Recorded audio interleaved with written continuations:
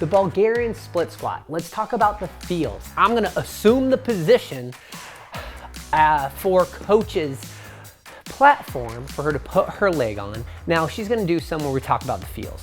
The feels is gonna be all back here in the posterior chain. It's not gonna be related to the foot that is rear.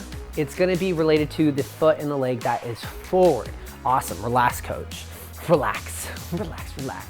We want to go ahead and really think about some really solid durability tips because we are in a relatively awkward turtle position, right? There's a lot of balance happening and we want to make sure we find a lot of good solid positions before we even think about the try-hard tips, which is loading it. So you want to make sure you have a relatively comfortable target or bench or something, usually with a pad, and this comes with some extra padding here, that you can go ahead and put your foot on.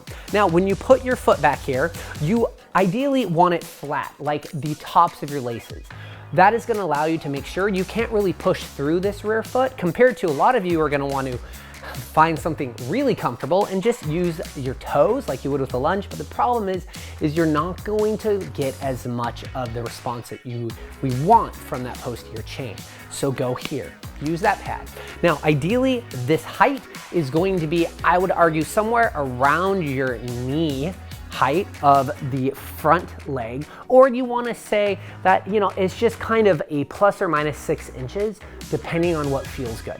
Now, the forward position is going to be our next durability point. It says make sure when she reaches down with this back knee, that forward knee doesn't track forward of her toe, so it stays behind it. Now, this can be accomplished by simply reaching this knee back as she goes down, but even if she reaches it back, if that knee still drives forward of the toe, it means you need to lunge and reach out forward, which might cause you to have a little bit of hop, hop, hop-a-roo going forward in your setup. Now, let's talk about the final little adjusting here. Coach is doing amazing working on the balance. Now, if we stay really upright in our torso, we will still get a good response for our butt and our hamstring, but we're gonna feel a little bit more quad, which is gonna be the forward portion of our leg. Now, if you really want to dip in and make sure we get the most out of this move, and we're trying to get that posterior chain, right? Fancy word for butt and hamstring. You're gonna lean forward. Now it's gonna be a hinge. Notice that coach is still tight in the upper back. She's pulling her shoulder blades down, but she's still leaning forward. Very much like a good morning position.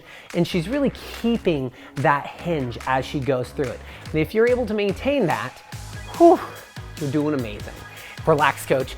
Now, remember the try-hard tip is gonna be about loading this. I would highly suggest using one dumbbell first, just holding it in the front rack or on one side, and then eventually when that feels really comfortable, then maybe adding 2, because there's nothing like getting in that awkward position, putting a foot up, you know, doing your twirl, and then holding weights at the same time, right? It sounds way harder. Well, it sounds way easier than what it actually is. Good luck and blow out that backside.